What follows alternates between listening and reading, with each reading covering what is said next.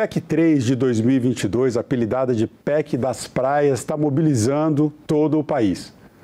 Nessa entrevista, você vai entender exatamente o que diz, o que está escrito no texto da proposta de emenda à Constituição número 3 de 2022, para poder formar a sua opinião de maneira bem informada. Proposta de emenda à Constituição é assunto de cidadania, e é sobre isso que eu converso agora com o advogado especialista em direito imobiliário, Cláudio Cunha. Cláudio, muito obrigado por atender ao nosso convite e por participar dessa nossa entrevista. Oi, Marcelo, um prazer estar aqui, ainda mais num assunto que envolve direito imobiliário, que é a minha paixão. E eu costumo dizer que direito imobiliário é um assunto que todos nós, inclusive quem nunca estudou direito imobiliário, de alguma forma está envolvido. Então, para mim é um prazer estar aqui. Eu cumprimento a todos do estúdio, aos nossos telespectadores e espero contribuir para essa discussão. Então, a gente vai começar explicando, né? Na verdade, pelo apelido que essa PEC tem sido chamada de PEC das Praias, já começa aí alguma confusão conceitual, que são os terrenos de marinha. Né? Muita gente pensa que terreno de marinha são só os terrenos de praia e outras pessoas chegam até, ou eu vi de algumas pessoas comentando, os terrenos são da marinha. Então tem uma confusão aí e o termo é um pouco mais amplo. Eu penso até que o nome dessa proposta o apelido dessa proposta de emenda à Constituição, ou o nome, como queiram dizer, deveria ser a PEC dos terrenos de marinha. Seria mais correto. Mas explica pra gente, Cláudio, o que são esses terrenos de marinha e seus acrescidos? Perfeito, Marcelo. Então, nós temos uma parte da faixa litorânea da costa brasileira que não envolve só a costa, envolve rios, lagos, qualquer influência de maré é considerada área de marinha. E essa área de marinha ela é traçada a 33 metros de uma linha chamada de pré-mar. Pré-mar, na verdade, vem de uma palavra chamada que era pleno mar, que era até onde o mar ia. Em 1831 se calculou essa maré e se estipulou, foi um ano de uma maré cheia, então favorável aos terrenos da União, que esse cálculo partisse a partir de 1831, calculando 33 metros para cima da terra, né, horizontalmente, essa área de marinha. Essa área de marinha, ela não necessariamente é área do litoral, ela pode ser área de rio, área de lagoa, inclusive de rio não navegável também. Então, tem algumas hipóteses em que a gente vai ter área de marinha sem qualquer maré, qualquer rio, qualquer influência de maré naquele ponto, porque aquele rio muitas vezes já foi assoreado. Então, realmente é um tema amplo e que envolve diversas questões técnicas e que gera muita confusão para os telespectadores, inclusive no direito também, onde a gente tem muita pouca informação, muita pouca literatura e nas faculdades se ensina muito pouco também sobre essa matéria. Bom, uma vez explicado o que são os terrenos de marinha, agora as pessoas já entendem que vai além dos terrenos da costa, né, do terreno do litoral, os terrenos da praia, que é o que realmente está mobilizando a opinião pública. A gente vai explicar agora, eu queria que você nos explicasse como é que são ocupados esses terrenos. Você citou, são terrenos da União, quer dizer, são terrenos do Estado brasileiro, não é o terreno de um governo ou de outro, é do Estado. Né? Da União, a gente deve entender também que são terrenos da população. Né? Mas vamos lá. Como é que são ocupados esses terrenos hoje? Por que está se discutindo essa transferência do domínio da União para particulares? Marcelo, essa área de marinha foi durante muito tempo considerada uma área necessária à soberania e à segurança do país. Pois era uma área de guerra. A gente tem invasões na Normandia, na Segunda Guerra Mundial, onde a gente tem a praia sempre sendo utilizada. Então, era considerada uma área de segurança nacional. Atualmente, a gente tem essas áreas e elas foram sendo ocupadas. Algumas ocupações regulares, que são os enfiteuses, que são contratos entre particulares e o poder público, a SPU, que é a Secretaria do Patrimônio da União. Eles fazem contratos enfitêuticos, que é um direito real, estabelecido no rol taxativo do Código Civil de 2002. E, através desse contrato, há uma utilização daquele terreno, onde a pessoa que passa a morar, a residir naquele local, ela não é proprietária, ela passa a ter o domínio útil daquele local. Então, é importante a gente entender a diferença entre propriedade e domínio. A propriedade, ela somente se adquire com registro no registro de imóveis.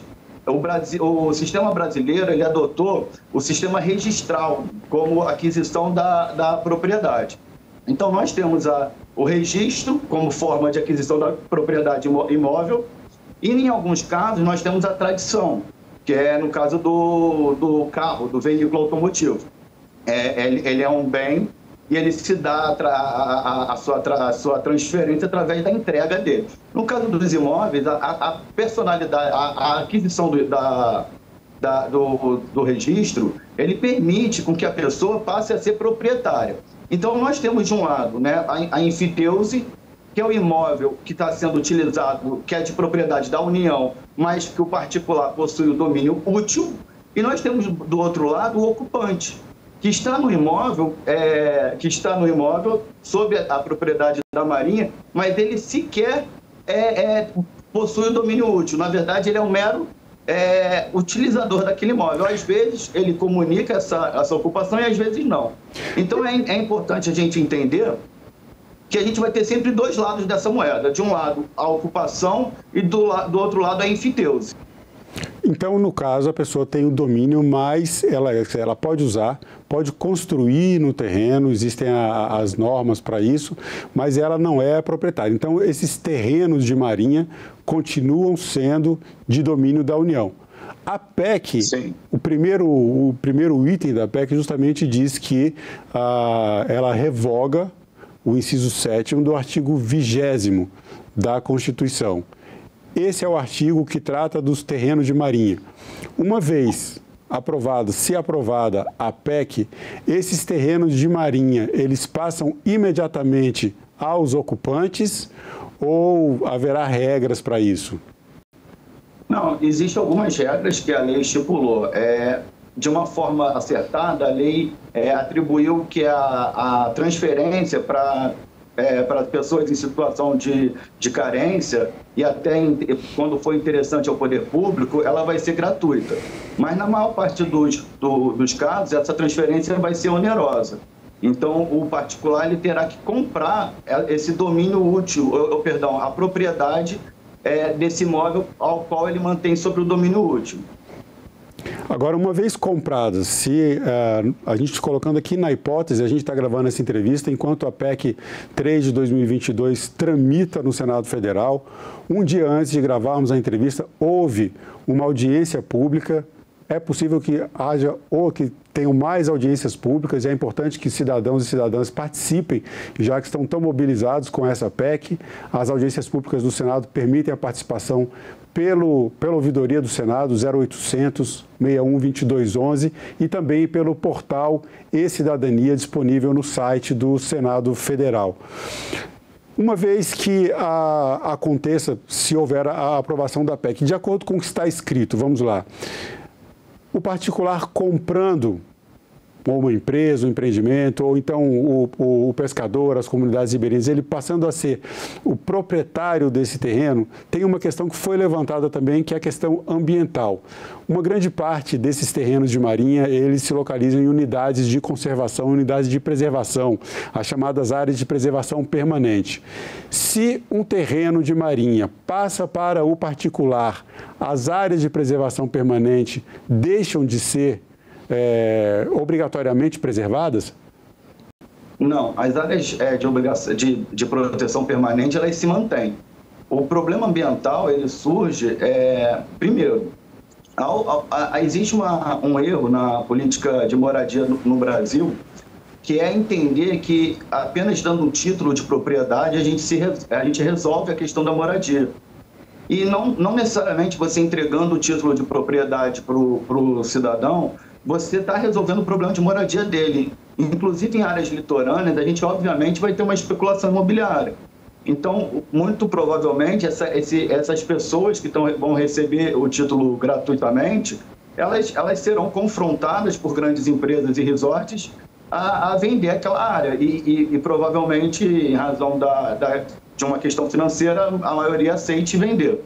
Então tem a questão da especulação imobiliária, tem uma questão da verticalização das praias, que também é uma questão ambiental, e nós temos também, ontem foi falado na audiência pública, diversos problemas relacionados a essa ocupação das costas, assoreamento de rios, mudança de correntes de marés, então problemas na vida marinha. Então, desequilíbrios que o homem vai causar, e a gente vai ter que decidir por qual caminho que nós vamos escolher. É uma escolha como cidadão e como país, querer se desenvolver a todo custo ou querer se desenvolver respeitando as regras ambientais. Cláudio, no caso, por exemplo, você está falando que essa mudança na legislação, essa mudança na Constituição pode levar a esse limite de degradação ambiental.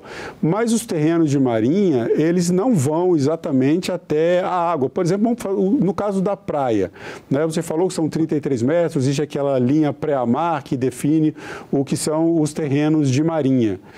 Esses terrenos, eles chegam até o limite ali onde tem a água, onde essa faixa de areia que as pessoas gostam de ter o seu dia ali de lazer, de ir com as suas famílias, que é o que realmente está levando a essa polêmica toda em torno da proposta de emenda da Constituição número 3 de 2022. Os terrenos de marinha, eles vão até o limite da praia, vão até a areia da praia. Como é que fica esse território, essa delimitação, demarcação desse espaço?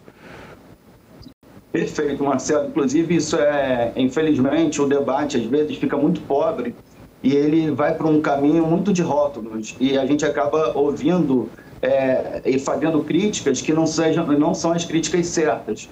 E isso é muito ruim para a discussão. Então, quando se diz que as praias vão ser privatizadas ou então que vai haver uma cobrança para o cidadão poder acessar a praia, isso não é verdade. As praias, o cidadão ele tem acesso à praia. O que vai acontecer, na verdade, esse acesso é garantido pela Constituição. O que vai acontecer, na verdade, já acontece em muitos casos, a gente pode ver parte do interior das praias da Bahia, os resorts não deixarem um acesso terrestre ou uma rodovia que permita o acesso à praia. Então, muitas das vezes, você vai ter acesso pela areia. Os espaços dos resorts são muito grandes, então isso realmente vai dificultar o acesso à praia. Agora, a cobrança para o cidadão ir à praia, essa possibilidade ela não existe, tá? O cidadão pode ficar tranquilo que ele vai poder continuar indo à praia. Então não tem a privatização das praias, como está sendo falado, mas existe uma possibilidade de haver a limitação de acesso. É essa a questão? Na prática, isso já acontece, inclusive, com concessionárias, com permissionárias, onde a praia, ela fica, às vezes, para você acessar, ela tem que subir uma montanha, descer, fazer uma trilha. Então, o que vai haver, sendo uma propriedade privada, hoje, o poder público ele consegue ter mais controle, mesmo através das permissões, ele consegue ter maior gerência sobre aquela área. Quando a iniciativa privada for proprietária daquela área, sem dúvida ela vai ter menos controle e a gente sabe que o poder público ele falha muito na fiscalização. Então, na prática, a gente realmente vai ter uma dificuldade de acesso às praias, como já acontece em alguns lugares do Brasil. Mas uma questão em relação agora aos municípios. A PEC, ela transfere, né, a partir do momento que revoga o inciso 7º do artigo 20º da Constituição, ela passa pelo texto da proposta de emenda da Constituição, esses terrenos de marinha eles vão ser passados gratuitamente a estados e municípios. Os municípios são responsáveis, segundo a Constituição, isso está no artigo 182, pelo planejamento e ordenamento urbano das cidades. Então, no caso de transferência desses terrenos de marinha para os municípios, ficam os municípios autorizados a expandirem a cidade para esses terrenos de marinhas livremente, ou eles têm regras a seguir, as regras da União? Como é que fica essas regras para uma possível expansão das áreas dos municípios para as terras de marinha, se a proposta de emenda à Constituição for aprovada? Existem algumas regras que são gerais, então o município ele vai também ter que obedecer. Mas a gente tem o município no controle dessas áreas de marinha. O que eu acho, Marcelo, sendo bem sincero, é que a gente tem que pegar o caso a caso. Não dá para a gente querer, na minha opinião, estabelecer uma regra. Nós temos municípios que são municípios ricos, populosos, e temos municípios muito pequenos, com pouca gerência, com poucos orçamento. Então, cada caso, essa é a minha crítica ao projeto, é que eu acho que falta um maior detalhamento de como isso vai se dar na prática, utilizando os planos diretores dos municípios. Então, o município ele não está autorizado a fazer o que quer com aquela região. Ao mesmo tempo, a gente, na prática, sabe que os municípios eles são muito mais vulneráveis à ingerência do capital, do empresário. Então, a gente vai ter, na prática, uma maior abertura dessas regiões para a iniciativa privada, o que pode ser perigoso. Agora, é ruim? Não, não é ruim, porque pode ter algumas situações onde seja interessante desenvolver o progresso, onde a questão ambiental não seja tão importante. Obviamente que essa discussão, e ontem foi falado pela senadora Leila, essa discussão não foi nem discutida pela Comissão Ambiental do próprio Senado.